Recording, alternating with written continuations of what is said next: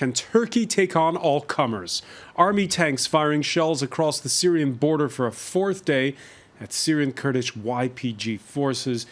The YPG has been grabbing land that may otherwise fall into the hands of the Assad government or Islamist radicals. Both of those enemies of Ankara. But your enemy's enemies are not necessarily your friends these days in this part of the world.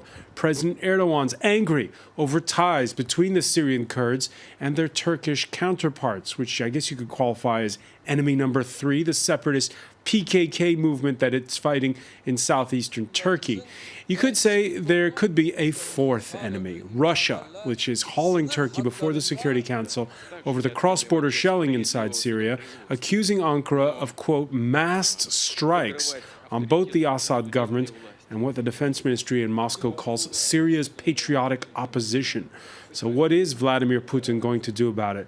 What is Washington going to do about it? The U.S., like Turkey, a NATO member, but which actively backs the Syrian Kurds in their battle against ISIS. Remember them? That's the reason the West is militarily involved.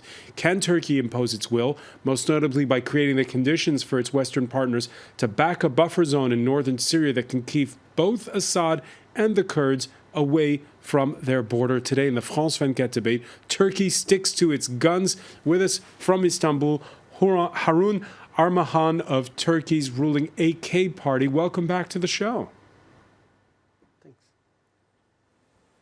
We're joined here in the studio by Emre Demir, editor-in-chief of the French language edition of opposition newspaper Zaman. Nice to see you. Manuel Lafont-Rapnouil, director of the Paris Bureau of the European Council on Foreign Relations. Welcome back. And we're joined from London, from Middlesex University's Canros Yilmaz Keleş, author of Media, Diaspora and Conflict, Nationalism and Identity Amongst Turkish and Kurdish Migrants in Europe. Welcome to the France 24 debate. Thank you. The France 24 debate, where you can join the conversation on Facebook and Twitter, our hashtag F24debate. Yes, Russia's called for a Security Council meeting over the Turkish shelling. Turkey calling on allies, including the U.S., to take part in a joint ground operation inside Syria. And, well, as we were saying, Syrian Kurds continuing their advance in the north. They're negotiating with rebels to enter the virtually encircled town of Maria. That's one of the last remaining opposition bastions in Aleppo province. If they do, that makes it, well, effectively a three-way fight in that area between the Syrian Kurds, the government forces, and the jihadists. Events are moving fast, Manuel Lafont-Rapnouil, in that part of the world. Actually, you can make it even more complicated if you want, because there's the fourth group there, which is the non-Kurd Arab, Sunni Arab who live in northern Syria, in the place where the Syrian Kurds from the YPG are attacking right now. You have Turkmens, for instance, which are Turkey's allies, or you have Arab Sunnis. And that is what is getting complicated. Everybody here has its own agenda. The Syrian Kurds, at least the part that is organized around the PYD, is looking for autonomy. The other Syrian rebels are looking for to oppose the Assad regime. The Assad regime is trying to annihilate that force, the Syrian rebels. And then you have Daesh, which is trying to take any benefit that it can have from those fights between all those parties, and which is actually benefiting from the Russian support to the Syrian Assad-led forces. So, and at the heart of it all, of course, is whether or not the Syrian Kurds are to be backed or fought against. No points for guessing how Turkey feels on that score. Let's listen to Prime Minister Davutoglu in what sounded like very much a red line. If Russia and the terrorist groups they're working with continue to use the PYD as a pawn on the ground, forcing the civilian population to flee, we'll deliver a decisive response. Harun Armahan, if the PYD takes the town of Azan, how will Turkey respond? Well, François, Turkey's position is the same to all terrorist organizations. We don't want any terrorist organization come close to our border. and threaten Turkish security, the security of borders of Turkey, and also to threaten the people who threaten the people and make them to flee the country. So Turkish position to all terrorist organizations, ISIS or PYD, which are all the same in terms of terrorism, Turkey's position is very clear, and Turkey will take all the measures, just like any other country, to protect its borders and citizens. But does that mean an incursion inside of Syria to the town of Azaz? Turkey doesn't consider any military intervention to Syria. However, we will take all the measures that we can do from our borders, and to also work to run the diplomacy, that we will make sure that our country is safe from terrorist organizations such as PYD, PKK, or ISIS.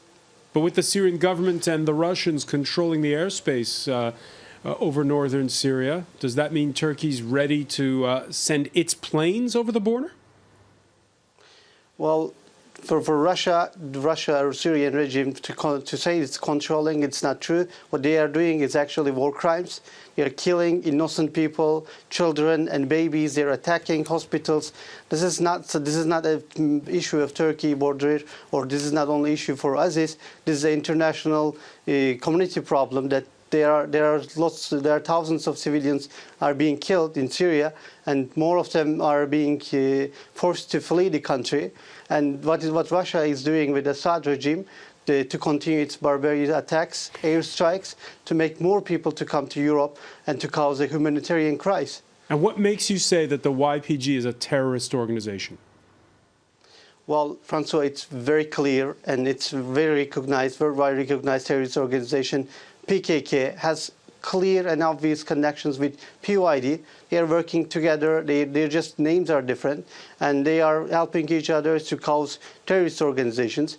It's not only Turkey says, it's also Amnesty International report recently published a report about the war crimes that actually PYD is causing in Syria, and not only to opposition, but also to Armenians and Assyrians, to other minorities in Syria. PYD is a terrorist organization who actually just opposes and does massacre to everyone who opposes to them. Can Rojimas Kelesh, the PYD and the PKK, two sides of the same coin? Firstly, I would say I disagree with Mr. Harun Arman. PYD and YPG is accepted only by Turkish government as a terrorist organization, but NATO and many Western I'm sorry, Yilmaz, but hang on one second. Harun, please, let Mr. Kelesh speak. 1 second. This organization is a partner of the NATO. In the Turkey is attacking a partner of NATO. Secondly, I mean, PYD is no terrorist organization. PYD is well organized and defending its territories against terrorist groups like ISIS, Al-Nusra, which is supported, armed by Turkish government and Saudi Arabia. And if we're talking about terrorism, we have to talk about states which is supporting the terrorist groups. And this is the issues. Kurds have no problem with Turkish government or with Turkish people. If the Turkish government needs a neighbor next to them, the Kurdish neighbor, they are welcome. But if the Turkish government try to destabilize the region, Rojava region, and attacking the Kurds in Sur, in Diyarbakir, in other places, the Syrian conflict, of course, will split the Turkey. I hope not. I hope that Turkish authorities will be reasonable and turn back to the normal, reasonable foreign policy. Turkish foreign policy is collapse in Syria. Yilmaz, let me correct one thing. You said PKK is a terrorist organization. It is recognized by European Union, United States, and all the other NATO allies that we have. If you're missing this, perhaps you are missing the research, what you have done about it. But PKK is a terrorist organization. It is recognized internationally by EU and United States. Just 2 weeks ago, United States Vice President Biden, United States, said PKK is a terrorist organization. And PYD has clear, obvious connections. Anyone who has the research information from the ground, from Middle East, it is very obvious that PYD, this is a strategy of PKK, having PJAK in another name in Iran and having another name in Syria. The problem is with Turkish government, you have a Kurdophobia, you have racist ideologies against Kurdish people. Your government try to prevent Kurdish people to have a political status in Iraq, in Turkey, in Syria. Turkish government have to leave these Kurdophobia policies. Yilmaz, I'm sorry, but what you are saying is nonsense. Yilmaz, can you please answer to me when 40,000? All right, one at a time. Yilmaz, I'm going to interrupt. I'm going to interrupt both of you. I'm going to interrupt both of you for 1 second because I'm going to interrupt both of you for 1 second, just so we can hear from Emre Demir on this, and also maybe we could clear up the technical problems on the line with London, where the sound quality is not what it should be. Emre Demir. Your point of view, first of all, on the PKK being equated with the PYD, with the Syrian Kurds, and secondly, when you hear the Turkish Prime Minister saying, we will not let Assad fall, is that true? He won't? Well, to begin with Davutoglu's remarks, I believe that, first of all, I have a sense of deja vu. We've seen similar reports last year. Turkey was preparing an intervention in Syria to set up a safe zone, and it came out to nothing. If we're talking about the unilateral incursion in Syria, I seriously doubt that it will happen, because Turkey absolutely needs NATO allies to make a ground for boots on the ground in Syria. So I believe that there is this attempt of this the threat of a possible incursion made by Turkey is really interesting. It's a strategy to change U.S. position on the Syrian Kurds. It's a strategy to change the position of U.S. within about its Syrian policy.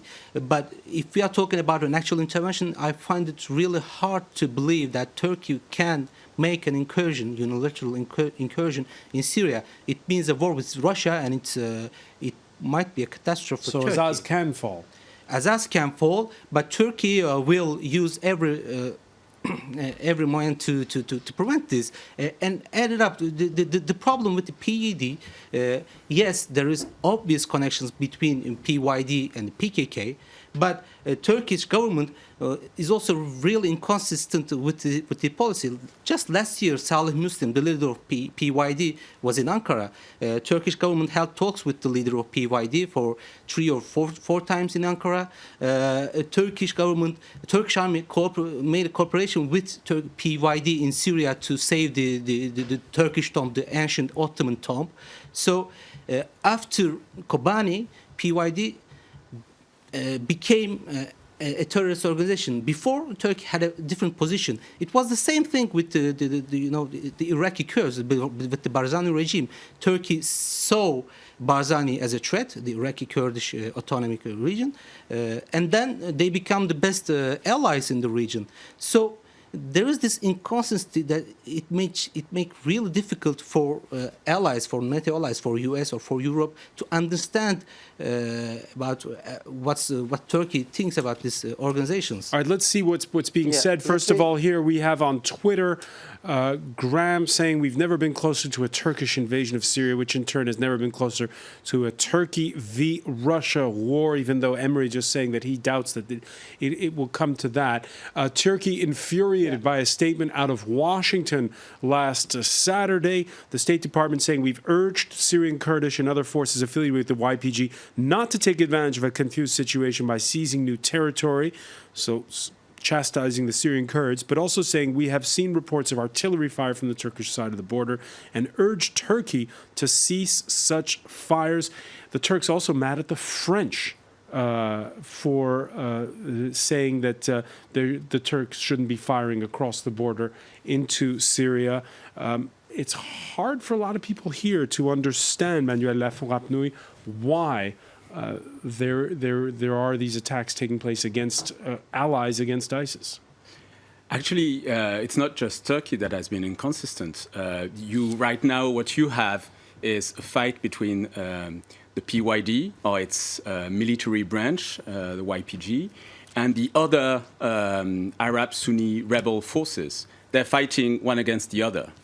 In the back of the other Arab Sunni force, that's the problem for the French and the US. They are supporting both groups, but both groups, instead of fighting Daesh, are fighting one against the other. And Russia is taking advantage of that. One of the reasons why Turkey is mad right now is because the Russian airstrikes have cut the supply routes for those other rebel forces group from the Turkish border to that city. So the YPG is now in a favorable military balance and can move forward. But it's not just Turkey's inconsistency. It's also the West, the US, the French, are supporting groups that instead of fighting the one enemy that should be fought, Daesh, or fighting together against the regime to defend themselves, are fighting one another. All right, we've gotten remarks from President Erdogan in the last minutes. He says criticism from Turkey's allies over the shelling of the Syrian PYD is dishonest. The PYD is born of the Syrian regime. Is that true? The PYD was there before the crisis erupted in 2011, and for quite a long time it has tried to stay apart from that political crisis, that political struggle, which by a lot of rebel movements and political opposition groups was seen as very suspicious. Actually, there are Kurds in the Syrian opposition groups and entities and organizations.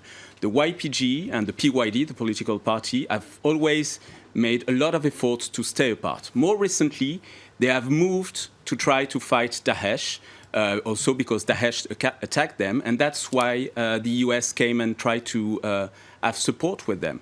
I wouldn't say the YPG is born out of the regime, but it's sure that they have a very ambiguous position and role. It just needs to be reminded that they are not all the Kurds, and it's true that the US are supporting them, whereas it looked like the US was considering the PKK and therefore the PYD or the WIPG a terrorist group. It is not the case. There's big ambiguity there also for us. All right, and upsetting the balance that we've seen over the past 5 years is the situation with Russia intervening. We'll be talking about it when we come back. You're watching the France 24 debate.